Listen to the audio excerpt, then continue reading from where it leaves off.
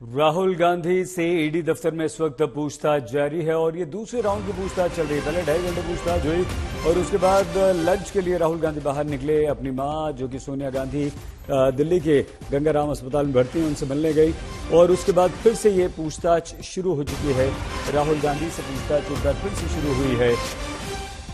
आइए सीधे हम आपको ईडी दफ्तर के बाहर मौजूद हमारे संवाददाता मुनीश पांडे के पास लिए चलते हैं। मुनीश, क्या हुआ इन 2.5 घंटों में, कोई जानकारी मिल पाई? राहुल गांधी जब बाहर निकले तो उनके हाव भाव से क्या प्रतीत हो रहा था? जी देखिए सईद, पहले राउंड की पूछताछ लगभग 11:30 बजे शुरू हुई थी और वो पूछताछ लगभग 2:15 बजे शुरू हुई। 2:15 बजे खत्म हुई। उसके बाद में उनको बोला गया कि अगर वो लंच करने के लिए बाहर जाना चाहते हैं तो वो जा सकते हैं, जिसके बाद में उनको 1 घंटे का लंच ब्रेक दिया गया। अभी 4 बजे से उनकी दोबारा पूछताछ शुरू हो चुकी है। कुल मिला के अधिकारियों का ये कहना है कि जो शुरुआत के 2.5-3 घंटे की पूछताछ हुई है, इसमें वो राहुल गांधी से जानना चाहते थे कि आखिरकार ऐसी क्या जरूरत थी कि कांग्रेस पार्टी ने खुद जो डोनेशन का पैसा था वो 90 करोड़ रुपए का लोन एजेएल को दिया गया था। उसके अलावा क्या जरूरत थी कि राहुल गांधी खुद यंग इंडिया कंपनी के शेयर होल्डर बन गए।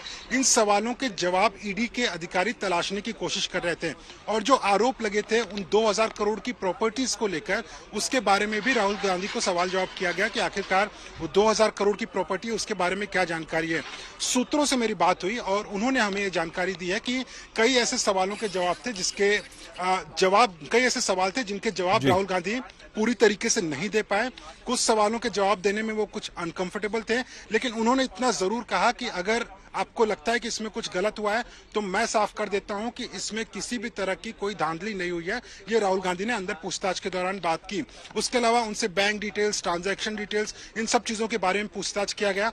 अब जो अगले राउंड की क्वेश्चनिंग है उनमें भी उन सवालों को लेकर उनसे पूछताछ किया जाएगा कि आखिरकार यंग इंडिया को लेकर जो 38% का शेयर है उससे क्या उनका कोई पर्सनल फायदा हुआ था, क्या जो 2000 करोड़ की प्रॉपर्टीज है उससे क्या इनका कोई पर्सनल फायदा हुआ था। इन सारे सवालों के जवाब राहुल गांधी को आज देने पड़ेंगे। धारा 50 पीएमएलए के तहत ये जो सवाल जवाब का सिलसिला है वो चल रहा है और सूत्रों का ये कहना है कि जो सेकंड राउंड की पूछताछ है वो अगले 3-4 घंटे तक चल सकती है, यानी कि एक लंबा दिन राहुल गांधी के लिए होने वाला है। कांग्रेस लगातार ये कह रही है कि ये किसी तरह का घोटाला नहीं है, जो सेंटर है, जो सरकार है, वो उनको निशाना बना रही है, लेकिन ईडी का ये कहना है कि उनके सामने एक केस है और उन्हें इस केस में राहुल गांधी और सोनिया गांधी से पूछताछ करनी थी, इसके लिए पूछताछ चल रही है। जी सही। मनीष, मनी लॉन्ड्रिंग और बीजेपी नेता सुब्रमण्यम स्वामी का तो ये भी आरोप है कि 2000 करोड़ से ज्यादा की संपत्ति 50 लाख में हड़पने का प्रयास किया, जिसके लिए वो अदालत भी गए थे। हालांकि वो मामला शुरू नहीं हुआ अभी। क्या ये सबसे मुख्य मुद्दा होगा या चल रही होगी इस बारे में पूछताछ? हम अंदाजा लगा सकते हैं? जी बिल्कुल सईद, आप जो सवाल का जिक्र किया आपने वही सबसे अहम मुद्दा है इसमें, क्योंकि अगर आप देखिए तो 1962 से लेके तो 2010 तक 92 करोड़ रुपए का कर्ज था एजेएल के ऊपर और उसे कर्ज से उबारने के लिए कांग्रेस ने 92 करोड़ रुपए का लोन दिया था। एक कंपनी बना गई एजेएल, एक कंपनी बना गई यंग इंडिया प्राइवेट लिमिटेड। इस कंपनी में डायरेक्टर बने सोनिया गांधी, राहुल गांधी। शेयर होल्डिंग सबसे ज्यादा थी इनकी, 38% की शेयर होल्डिंग थी। इस कंपनी में 50 लाख रुपए आए। जो आरोप लगे हैं कि वो 50 लाख रुपए एक शेल कंपनी के जरिए आए।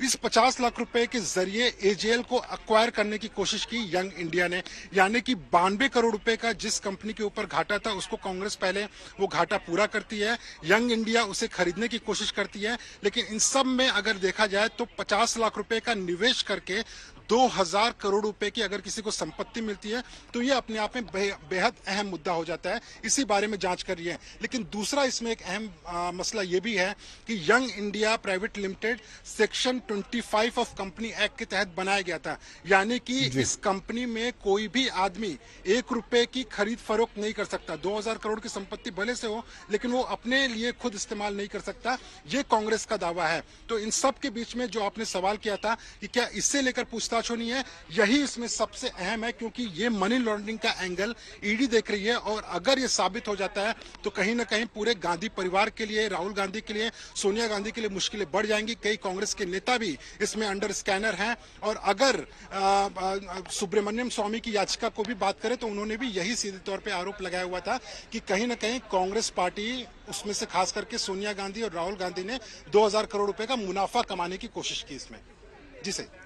बहुत धन्यवाद मुनीश पांडे, हमारे संवाददाता लगातार दिल्ली ईडी ऑफिस के बाहर से बने हुए।